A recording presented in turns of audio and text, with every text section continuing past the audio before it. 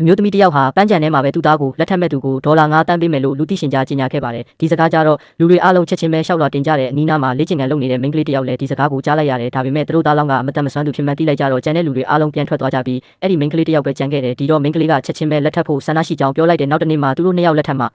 တပ်ပုံတင်စာချုပ်ကိုတွားယူကြတယ်ရောက်ခါမှလောင်းထွက်သွားပြီးနောက်မှာယောက်ျားဖြစ်သူကစာချုပ်တစ်ခုကိုထုတ်ပြတယ်သူကသူ့အမေစိတ်သက်သာရအောင်လို့သာဒီမိန်းကလေးကိုလက်ထပ်တာဖြစ်ပြီးတစ်လကိုဒေါ်လာ1 သန်းပေးမယ်လို့ပြောတယ်ဒီကိစ္စကြောင့်မိန်းကလေးဟာအရန်ကိုပျော်ရွှင်သွားတယ်အဲ့ဒီညနေမှာယောက်ျားဖြစ်သူအိမ်ပြန်ရောက်တဲ့အခါမိန်းကလေးကညစာချက်ပြုတ်ထားပြီးသားဒါပေမဲ့ယောက်ျားဖြစ်သူကတစ်ဖက်ကိုက်လိုက်တာနဲ့သူ့မျက်နှာတစ်ခုလုံးအပူလောင်တယ်လို့နေရဲသွားတယ်ဒါကြောင့်သူချက်ချင်းပဲဖုံးထုတ်ပြီးအိမ်ရှင်မတစ်ဆက်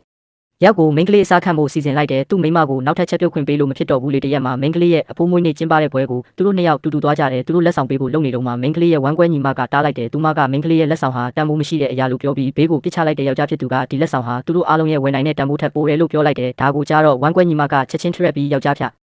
သူမတန်မစွမ်းတာကိုလှောင်ပြောင်ပြောင်းရဲတဲ့မိန်းကလေးကချက်ချင်းရှေ့တိုးပြီးသူ့ခင်ပွန်းကိုခုခံကာကွယ်ပေမဲ့ဝမ်းကွဲညီမရဲ့ယောက်ျားကတွန်းချလိုက်တယ်ဒါပေမဲ့အဲ့ဒီအချိန်မှာယောက်ျားဖြစ်သူကရုတ်တရက်ထရက်ပြီးပြုတ်ကျတော့မဲ့မိန်းကလေးကိုဖမ်းဆုပ်လိုက်တယ်အဲ့ဒီမြင်ကွင်းကိုမြင်ပြီးလူတိုင်းအံ့အားသင့်သွားကြတယ်ယောက်ျားဖြစ်သူကလက်ဆောင်ရဲ့တန်ဖိုးဟာဒေါ်လာ3 သန်းရှိပြီးသူတို့ကအဲ့ဒီတန်ဖိုးကိုပြန်ပေးရမယ်လို့ပြောလိုက်တယ်ဝမ်းကွဲညီမကချက်ချင်းပဲအဖိုးစီမှာအကူအညီတောင်းခံပေမဲ့အဖိုးကတော့သူတို့